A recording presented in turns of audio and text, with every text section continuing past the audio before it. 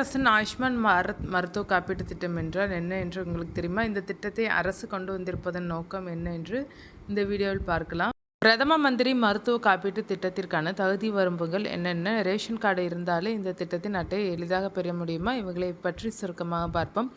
இந்தியாவில் உள்ள அனைத்து குடிமக்களுக்கும் மருத்துவ சேவைகள் கிடைக்க வேண்டும் என்ற உயரிய நோக்கத்திற்காகவே கொண்டு வரப்பட்ட திட்டம் இதுவாகும். கடந்த 2018 பிரதமர் மோடி துவக்கி வைத்திருந்த திட்டத்தில் ஒரு குடும்பத்துக்கு வருடத்திற்கு ரூபாய் 5 லட்சம் வரை இலவச மருத்துவ சேவை வழங்கப்படுகிறது. நோயில் தாக்கப்பட்டு போதிய பணம் இல்லாததால் எத்தனையோ உயிர்கள் சிகிச்சையின்றி இறக்க நேரிடுகின்றனர். பலரும் கடன் வாங்கி சிகிச்சை செய்யும் நிலைமை உள்ளது. இதுபோன்ற நெருக்கடியை தவிர்த்து உதவிடும் வகையில் கொண்டு வரப்பட்டதுதான் இந்த ஆயுஷ்மான் பாரத் பிரதான் ஜன் ஆரோக்கிய என்கிற மருத்துவ காப்பீடு திட்டம். உலகிலே மிகப்பெரிய அரசால் முழுவதுமாக மருத்துவ காப்பீட்டு அளிக்கும் திட்டம் இதுவென்பதால் பொதுமக்களின் ஆதரவை அபரிமிதமாக பெற்று வருகிறது. ரூபாய் 5 லட்சம் வரை இலவச மருத்துவ காப்பீடு உள்ளதால் அரசு மற்றும் தனியார் மருத்துவமனைகளில் சிகிச்சை பெறலாம்.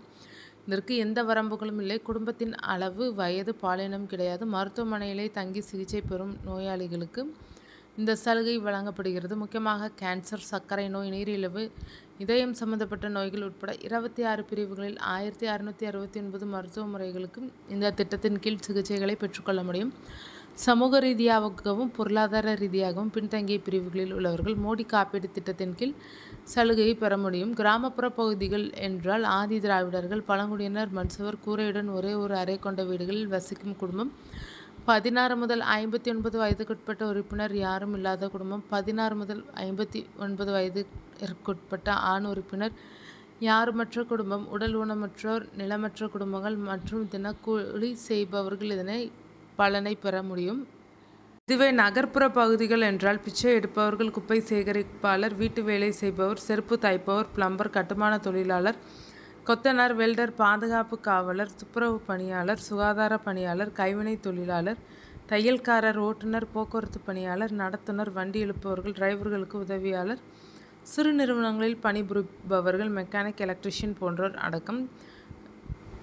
இந்த திட்டம் யாருக்கெல்லாம் கிடைக்காது என்பதை பார்ப்போம். கொரோனாவால் பெற்றோரை இழந்த குழந்தைகளுக்கு இந்த திட்டத்தில் சலுகைகள் உண்டு. ஆனால் 2 வீலர்கள், 3 சக்கர வாகனம் அல்லது கார் போன்ற வாகனங்களை சொந்தமாக வைத்திருப்பவர்கள், அரசு ஊழியர்கள், மாத வருமானம் ரூபாய் 10,000க்கும் மேல் உள்ளவர்கள், விவசாய இயந்திரங்கள், உபகரணங்கள், சொந்த வீடு, கிசான் அட்டை வைத்திருப்பவர்கள், 5 ஏக்கருக்கு மேல் நிலமுள்ள விவசாயிகள், வீடுகளில் ஏசி, லேண்ட்லைன் ஃபோன் வைத்திருப்பவர்கள் இந்த அட்டைக்கு விண்ணப்பிக்க முடியாது.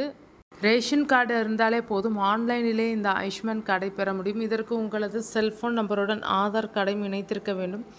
ஆயுஷ்மான் லிஸ்டில் உங்களது பெயரும் இடம்பெற்றிருக்க வேண்டும். ஒருவேளை உங்களது பெயர் இல்லையானால் ரேஷன் கார்டு அல்லது தொழிலாளர் அட்டை கொண்டு பெயரை சேர்த்து கொள்ளலாம்.